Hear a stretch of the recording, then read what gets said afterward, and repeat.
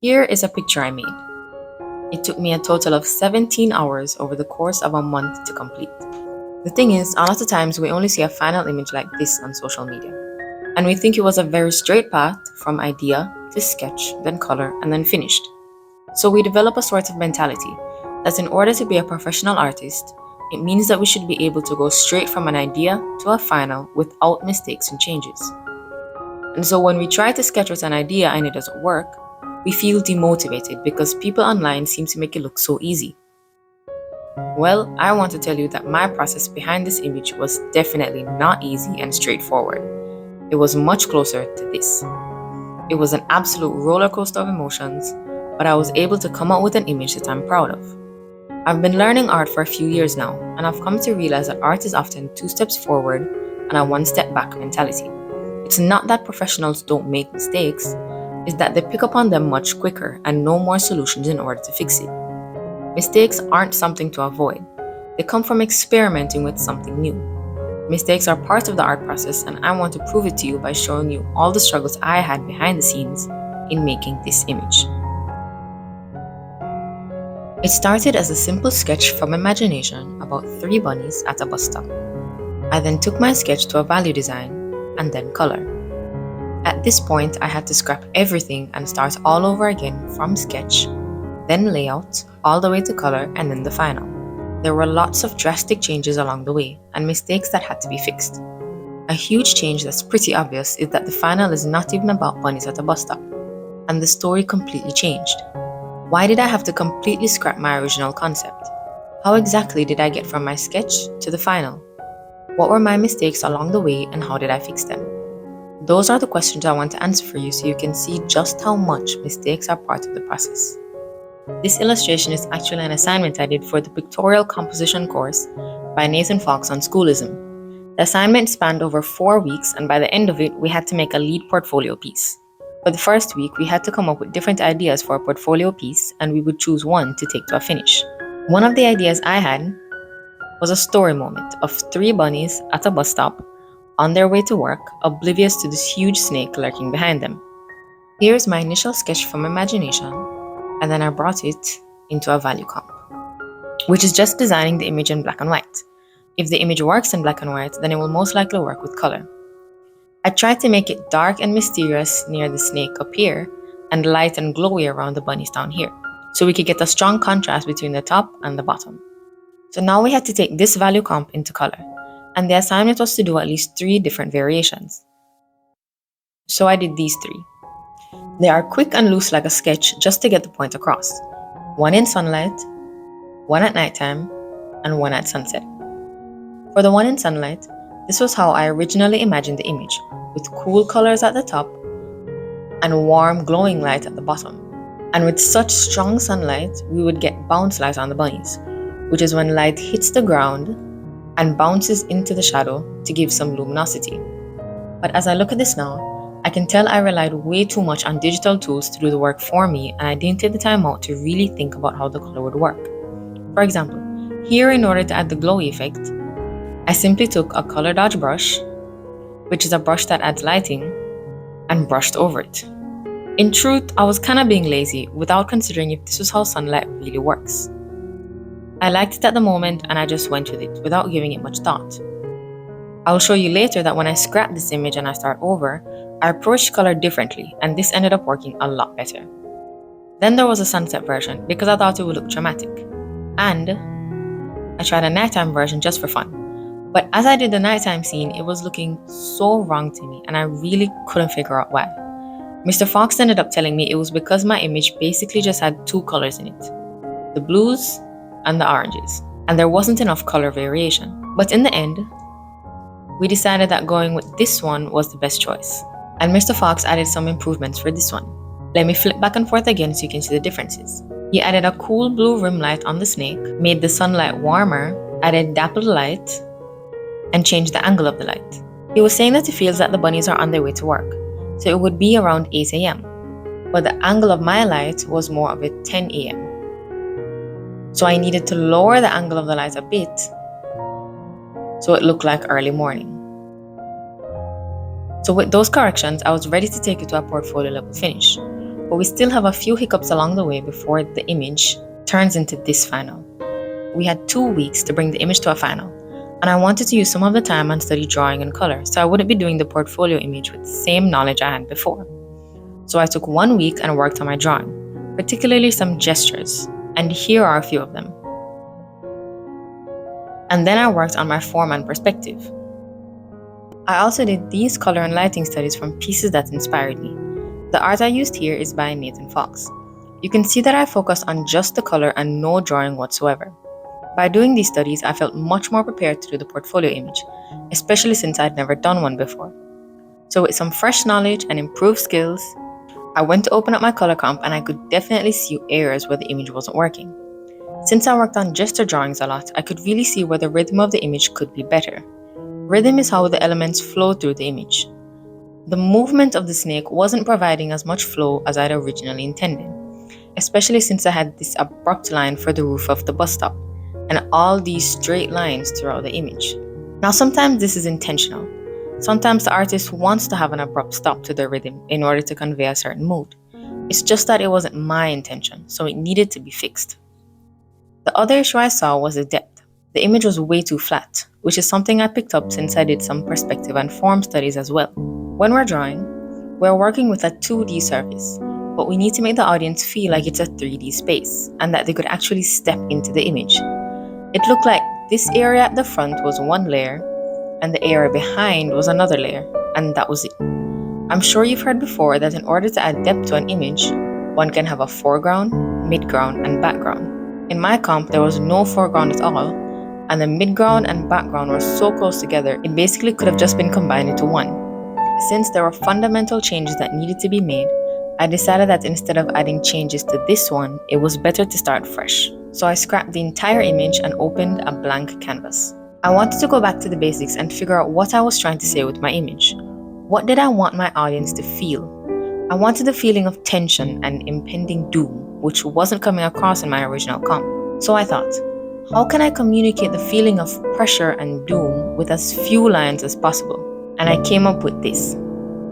3 lines, or I guess 2 lines and a shape. But even with something as scarce as this, you get the feeling that this little shape here is about to be crushed by this huge shape up here. If this was as simple as I could go with my message of impending doom, how could I now build on this and add my original concept of 3 bunnies at a bus stop about to be attacked by a snake? I went to gesture first since I had practiced gesture recently and my hand was now used to doing long sweeping rhythms. I kept the simple statement in mind and tried to use long flowy lines to sketch out an idea. And here is the first one. Not pretty, I know. I debated with myself as to whether I should show all these messy sketches or not, but I wanted to be completely transparent with the whole process. So here we go. As messy as this sketch was, it communicated enough for me to see if there was potential in it. There were things in this new sketch that were a lot different from my comp. In my previous comp, I had a bus stop that resembled the ones we have in real life, with the flat roof and the poles holding it up. But this didn't feel right anymore. I wanted to change this into a bus stop that would be more for bunnies. Like if bunnies needed to take a bus, how would they build a bus stop? I started to get involved in the story of my concept, whereas in my original, I drew the first image of a bus stop that came to mind, and I wasn't intentional with my design. So I began thinking, if bunnies had to build a bus stop in the forest, what would they use? Maybe they would use natural resting areas like small caves or under rocks and convert it into a bus stand. Then I started thinking about where can small animals rest, and it occurred to me that I could use areas underneath tree roots and turn that into a bus stop instead. I was happy with the idea and went with it. I used long flowy lines for the tree roots and brought one of them close to us to create a foreground element, which is this mess of lines right here. It then became much easier to build on. I could add foliage here and place animals here under the tree root. And here is when I had to scrap the idea of using bunnies entirely. I changed them to field mice because I realized the scale would be off if I used bunnies.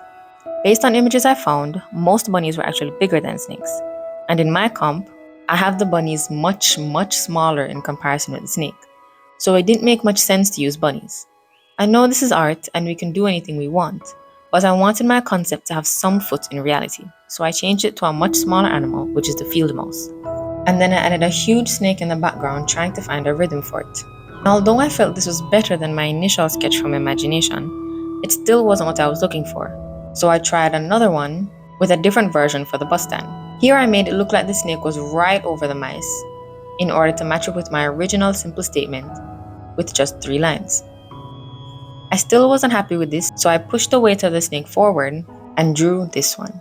Now this one is the first where I see the gesture of the snake is really working. It really feels like the snake is about to attack the mice, and you really get the sense of impending doom. And you can see how close this is to my simple statement. So then I combined this with the first one and ended up with this one. Even with such a messy sketch, the rhythm is much better, with the swoop of the snake coming on top of the mice, along with the flow of the tree through the whole image. I also wanted to add some extra elements to complement the rhythm, such as these mushrooms up here, if you can call this mess mushrooms. Then I added the bus stop sign hanging from a plant here, and another bus sign engraved on the stone. I don't know if you can see the word bus, but I promise you it's there. At this point, I really felt like the story elements were coming together, and it felt much more believable than using a human bus stand. And after much trial and error, I was finally happy with this gesture and I moved it to a final drawing. I added more form and perspective in this drawing. I also made sure to add multiple depth clues, especially since my previous really lacked depth. You can see how the foreground foliage here recedes into the midground and gets smaller and smaller. And here you can notice the stripes on the snake's skin and also the lines on its belly, informing you how the body of the snake is twisting and turning. And I added mushrooms as well, so we can see the top of the mushroom here, but as they continue above our eye line, we can now only see the bottom of the mushrooms. Like in this mushroom reference, you can see the top surface here, but as it goes higher, you can't see the top anymore. All of these clues, the size of the leaves changing as it goes back, the stripes on the snake, the lines on the snake's belly, and the perspective on the mushrooms, all of them add depth, form, and perspective to the design, and really help sell the 3D space. Since I had the drawing laid out, now I could move on to the color design. My original color comp had some pretty nice colors, but I thought I could do better. So I studied some artwork and did color and light studies. I knew my setting was in a forest with lots of foliage, so I focused on that kind of imagery. I studied mostly the work of Mr. Nathan Fox and some scenes from Studio Ghibli films. Like I said before, I didn't do any drawing and just focused on the color. I used a hard round brush and just did swatches of the color I saw, so I could study how the color was transitioning from one to the next. After I did a few of these, I moved on to designing the color for my layout, and this is what I came up with. You can see how much my choice of color was influenced from my studies. Majority of the image is in shadow, and the only areas in light are this shape on the ground with dappled light hitting it, light hitting the edge of the tree, and the blue rim light on the snake. Everything else is in shadow. Instead of letting the digital brush decide where the light would fall, like I did in my previous color comp, I determined the specific areas I wanted to stay in light and where would stay in shadow. I felt I had more control over the image than when I used the color dodge brush.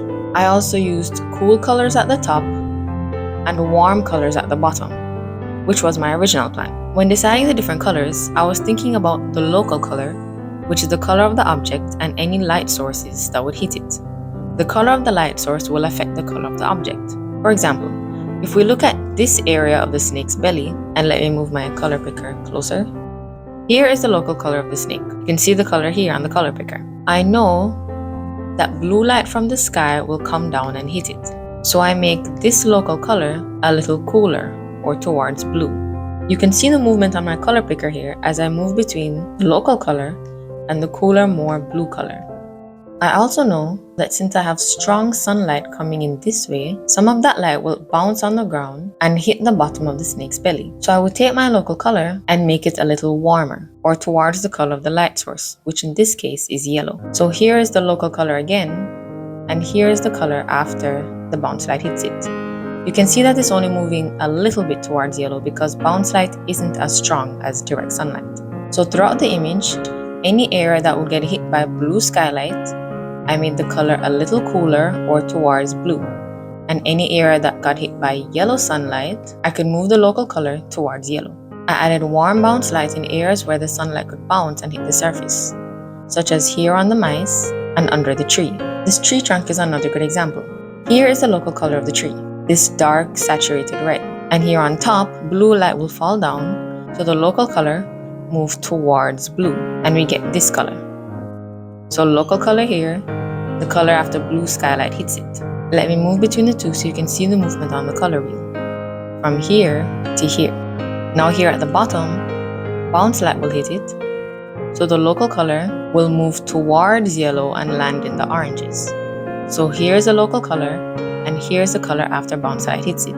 Remember, bounce light isn't as strong as direct sunlight, so you only have a little bit of movement on the color wheel. Now since we've worked out our color, we can finally move on to the final render of the image, which took me about 3 days to complete.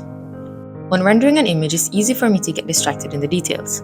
So what I do is have the overview right here in a corner, so I can always see my image on a much smaller scale. Because if the image reads well when it's this small, then it will definitely read when it's bigger. As I rendered, I sampled colors from my color comp underneath and used those to work out the forms in my image. I would zoom in not more than 100% and add in textures and different kinds of edges, such as hard edges here, where I want people to look, and softer edges here, where I don't want people to look as much. I also constantly checked my grayscale values to see if they were working or not. I wanted to keep up here dark and mysterious, and have the biggest amount of value contrast down here. And now to answer the big question. How and why did the image suddenly change from 3 mice at a bus stop to a mother gecko sleeping and protecting her eggs? When I was rendering, I had fully rendered the snake first, and then moved on to the tree and the mushrooms. The only areas I had left were the mice, the ground, and the foliage. I was honestly running away from rendering the mice, since they were so important to the image and I was afraid that they wouldn't turn out well. But I had run away long enough, so I started working on the mice. And this was as far as I got. I only finished the middle mouse and was working on the right one when I started feeling unhappy with it. I was excited with how the rest of the image had turned out, but the mice seemed to be ruining the image and I couldn't figure out why. I started to think that maybe the concept of the 3 mice going to work was completely irrelevant of the main story moment, which is a simple predator and prey relationship. The snake is about to attack the mice. That's it. The idea of the mice waiting on the bus began to feel unnecessary and too tacked on. And although this was definitely an issue, there was something else about the 3 mice that was causing a problem. And for the life of me, I couldn't figure it out. So I stepped away from the image and took a break. Then after a few hours, it hit me. The rhythm was off. It was a problem that I didn't notice in the drawing before, but now that the image was coming to a final, it was much more obvious. I had carefully crafted the rhythms through the entire image, with the rhythm of the tree, the snake, the foliage, the mushrooms. But then it was as if I just plopped 3 shapes in the middle. It didn't flow with the image. Perhaps you think differently and you don't see a problem at all. Maybe you prefer the mice over the gecko, and that's okay. Everyone has their own tastes and preferences when it comes to art. But for me, the rhythm just wasn't working. And so for those reasons, the idea I had held on to so tightly throughout the whole process, the original concept of 3 mice waiting on the bus, had to be completely scrapped. I was now days into the image and suddenly without a main character. I had planned each step so carefully and ended up removing the main idea that the image centered around. You can imagine my panic, especially since I had to submit this in 2 days. So I got to brainstorming and thought, what else can I use in this space? I had 4 main criteria. 1. It had to be a small creature that a snake is likely to attack. 2. It had to be cute enough for the audience to like. 3. It had to have a nice rhythm that could follow this shape of the tree trunk. And 4. It had to be a colorful creature. That way I could design any color I wanted. With animals like bunnies and mice and other small cute forest animals, the majority of them are brown or gray or white, and I realized it was hard for me to add interesting color using just those colors. So with those 4 criteria, I ended up with a small gecko sleeping, because I could color the skin with anything I wanted, and I could easily curl its body in order to follow the shape of the tree root.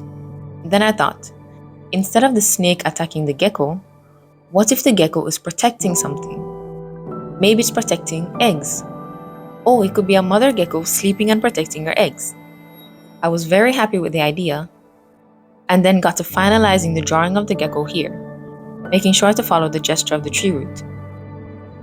I then designed the color using complementary colors to make it interesting. and added warm bounce light on the gecko and the eggs. I was able to bring it to the final you see here, and I am much happier with this idea than the original bus stop idea. Here I have a much simpler story moment. Someone will look at this image and see the snake, and then look where the snake is looking, and see the gecko. Their eyes will then move to the eggs and realize, oh no, the snake is about to attack this mother gecko and she won't be able to protect her eggs. It's a story that revolves around this moment here.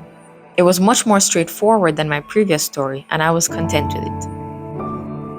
And so, after so many changes and fixes and overhauls, we managed to bring this initial sketch from imagination all the way to this finish. I hope it was useful to see that mistakes are just part of the process when making art, and what is truly important is how we manage to fix them. Be sure to let me know if there's anything you'd like me to talk about in the future. Thanks for watching.